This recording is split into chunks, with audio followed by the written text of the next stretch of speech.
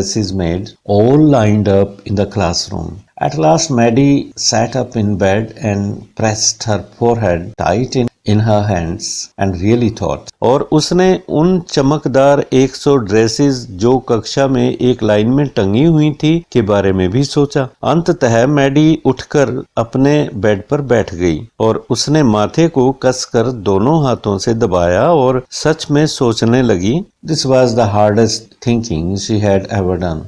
After a long time, she reached an important conclusion. She was never going to stand by and say nothing again. If she ever heard anybody picking on someone because they were funny looking or because they had strange names, she would speak up, even if it meant losing Peggy's friendship. यह अब तक उसके द्वारा किया गया सबसे गहरा सोच विचार था। एक लंबे सोच विचार के पश्चात वह महत्वपूर्ण निष्कर्ष पर पहुंची। अब वह किसी का भी ऐसी बातों में साथ नहीं देगी और कभी भी ऐसा कुछ नहीं कहेगी। यदि उसने कभी भी किसी का मजाक होते सुन लिया क्योंकि वे मजाकिया दिखते हैं या उनके नाम अजीब हैं तो वह उनके विरुद्ध अपनी आवाज उठाएगी। She had no way of making things right with Wanda, but from now on she would never make anybody else that unhappy again. On Saturday, Maddie spent the afternoon with Peggy. They were writing a letter to Wanda Petronsky. It was just a friendly letter telling about the contest and telling Wanda she had won. They told her how pretty her drawings were and they asked her if she liked where she was living and if she liked her new teacher. They had meant to say they were sorry. Wanda के साथ साथ जो कुछ हुआ वह उसे तो सही नहीं कह सकेगी, परंतु अब से वह किसी की भी हंसी नहीं छीनेगी, किसी को भी उदास नहीं करेगी। शनिवार के दिन मैडी ने बाद दोपहर का समय पैगी के साथ बिताया। वे वांडा पेट्रोन्स्की को एक पत्र लिख रहे थे।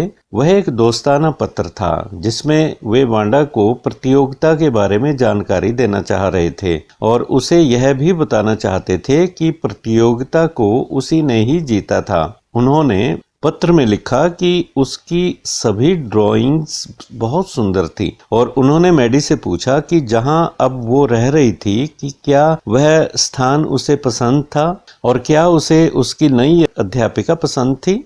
वे यह सब लिखकर यह दर्शाना चाहते थे कि उन्हें अपने किए पर अफसोस था। But it ended up with their just writing a friendly letter, the kind they would have written to any good friend, and they signed it with lots of X's for love. They mailed the letter to Boggins Heights, writing, "Please forward" on the envelope. Days passed by and there was no answer, but the letter didn't come, so maybe Wanda had received it. Perhaps she was so hurt and angry she was not going to answer. You could not blame her. Weeks went by and still Wanda didn't answer. परंतु वह एकमात्र दोस्ताना पत्र के रूप में ही समाप्त हुआ। एक ऐसा पत्र जो वे किसी भी एक अच्छे मित्र को लिखते और पत्र के अंत में उन्होंने कई प्यार भरे एंस के साथ दस्तखत किए। उन्होंने पत्र को बोगिन्स हाइट्स के पते पर रवाना किया और ऊपर यह भी लिखा, कृपया इसे आगे भेज देना। दिन बीतते गए, उनके पत्र का कोई उत्तर नहीं आया, परंतु वह पत्र भी उन्हें वापस प्राप्त नहीं हुआ। इसका मतलब यह था कि शायद उनका पत्र वांडा को मिल चुका था। यह भी हो सकता है कि वांडा को ठेस लगी हो और वह इतने गुस्से में थी कि वह पत्र नहीं लिखना चाहती थी। आप उसका दोष नहीं निकाल सकते। कई सप्ताह बीत गए, परंतु अभी भी उनके द्वारा लिखित पत्र का वांडा ने कोई जवाब नहीं दिया। Peggy had begun to forget the whole business, and Maddie put herself in to sleep at night, making speeches about Wanda, defending her from great crowds of girls who were trying to tease her with, "How many dresses have you got?" And before Wanda could press her lips together in a tight line the way she did before answering, Maddie would cry out, "Stop, stop!" Then everybody would feel ashamed the way she used to feel. Peggy यह सारा मामला भूल चुकी थी और Maddie रात को सोते समय वांडा के बारे में बोलती रहती थी। लड़कियों की भीड़ में वह उसका बचाव कर रही होती, जो उसको यह पूछकर कि कितनी ड्रेसेस हैं तुम्हारे पास तंग करने का प्रयत्न कर रही होती। और इससे पहले कि वांडा शर्मिंदगी महसूस करते हुए अपने होठों को अजीब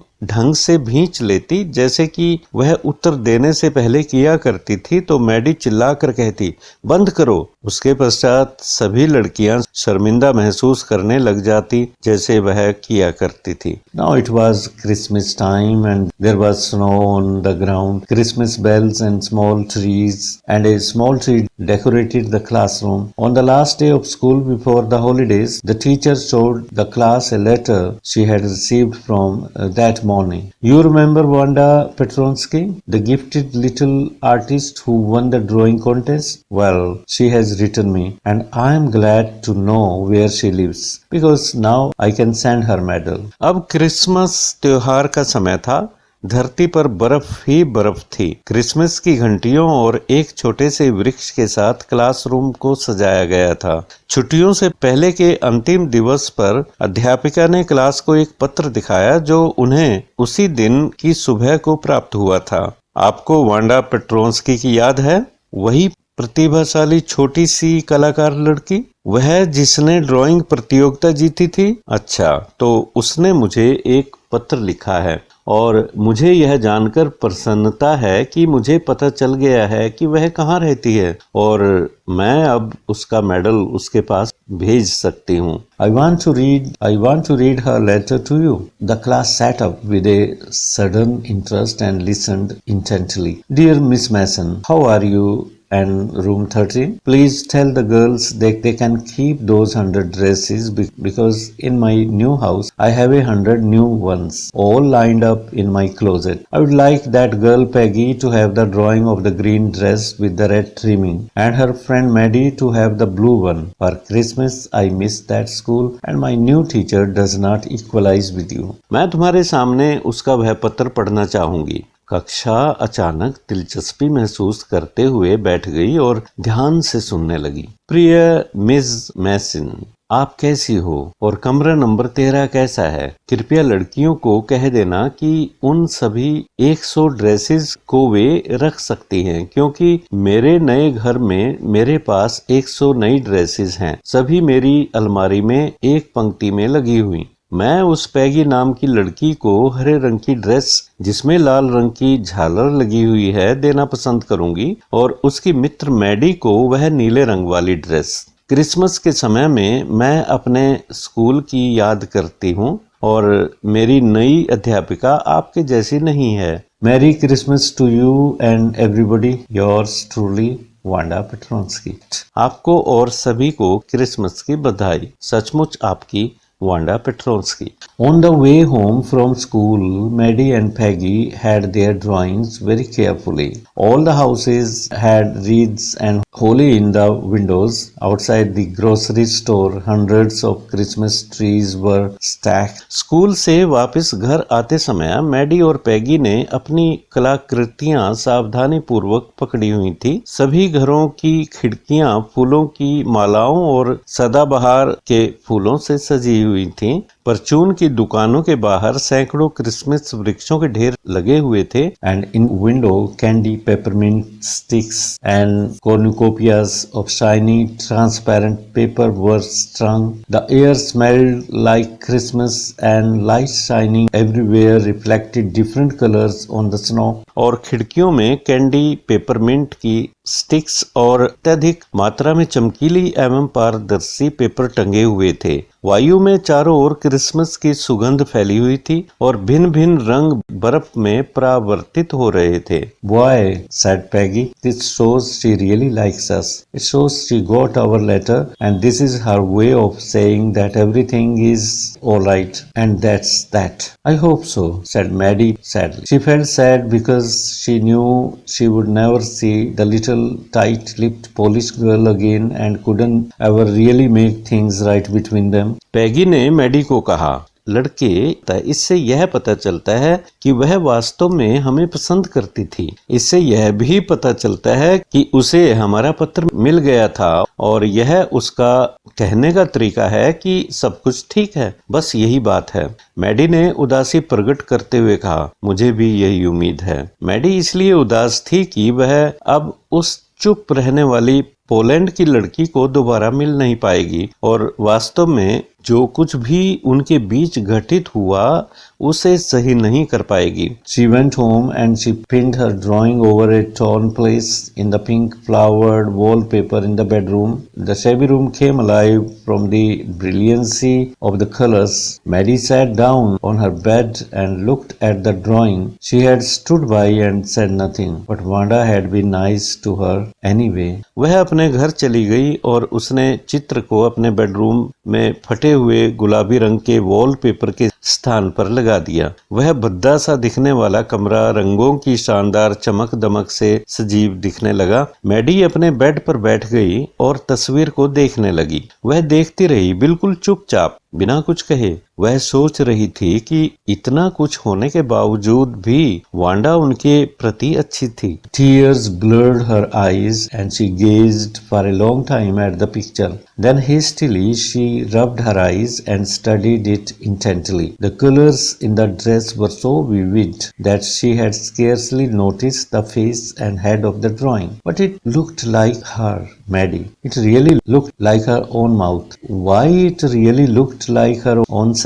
मैडी की आंखों में आंसू भर आए थे, जिसके कारण उसकी दृष्टि धुंधला सी गई थी। वह लंबे समय तक वांडा द्वारा दी गई उस तस्वीर को एकटक देखती रही। फिर शीघ्रता के साथ उसने अपनी आंखों से आंसू पोंछे और उस तस्वीर का ध्यानपूर्वक अध्ययन करने लगी। ड्रेस के उस डिजाइन चित्र में रंग इतने चमकीले और स्पष्ट थे कि वह उस तस्वीर के चेहरे और सिर को मुश्किल से ही देख सकी थी। अर्थात उसने इस पर बिल्कुल भी ध्यान नहीं दिया था, परंतु वह तो मैडी के ही चेहरे जैसा प्रतीत हो रहा था। वह तो उसके ही अपने मुख जैसा दिख रहा था। वह उसके चेहरे जैसा था। वह उसके चेहरे जैसा क्यों दिख रहा था? Wanda had really drawn this for her. Excitedly, she ran over to Peggy's. Peg said, "Let me see your picture." "What's the matter?" asked Peggy as they clattered up to her room where Wanda's drawing was lying face down on the bed. Maddie carefully raised it. "Look, she drew you. That's you," she exclaimed. And the head and face of this picture did look like Peggy. Wanda ने वास्तव में उसे उसके लिए ही बनाया था। उत्साहित मन से वह दौड़ी दौड़ी पैगी के घर गई। वह बोली, पैग, मुझे तुम्हारी तस्वीर देखने दो। पैग ने पूछा, क्या बात है? पैगी ने मैडी से अपने कमरे की ओर पहुंचते हुए पूछा, जहां पर वांडा की बनाई हुई तस्वीर उल्टी अर्थात औंधे मुंह रखी हुई थी। तस्वीर का चेहरा नीचे बेड की चादर पर था। मैडी ने उसे ध्यानपूर्वक उठा लिया। वह चकित होकर बोली, देखो, उसने तुम्हारा चित्र बनाया था। यह तुम हो। और उस तस्वीर का सिर और चेहरा वास्तव में जैसे पैगी के जैसे दिखाई दे रहे थे। What did I say? said Peggy. She must have really liked us anyway. Yes, she must have, agreed Maddie.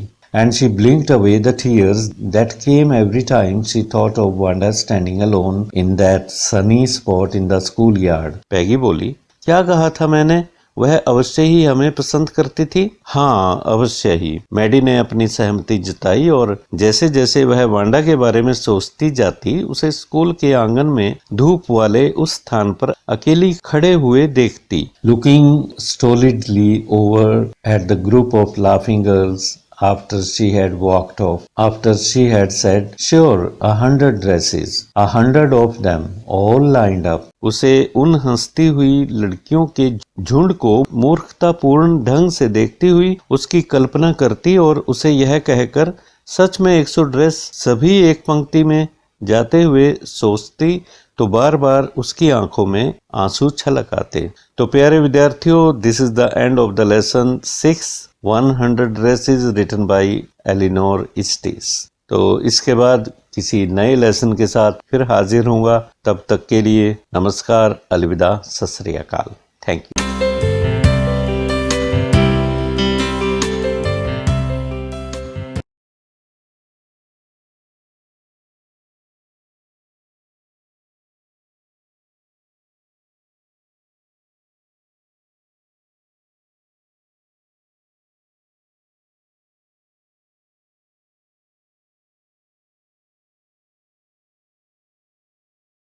वरना वह प्रतियोगिता नहीं जीत सकती थी। मैडी ने पैगी द्वारा कही बात को अपने दिमाग में सावधानी पूर्वक घुमा कर देखा और पाया कि यदि ऐसी बात थी तो वह इतना बुरा महसूस न करती। परंतु उस रात मैडी सो न सकी। वह वांडा के बारे में, उसकी फीके नीले रंग की ड्रेस और जिस छोटे से घर में वह रहती थी के बारे में सोचती रही।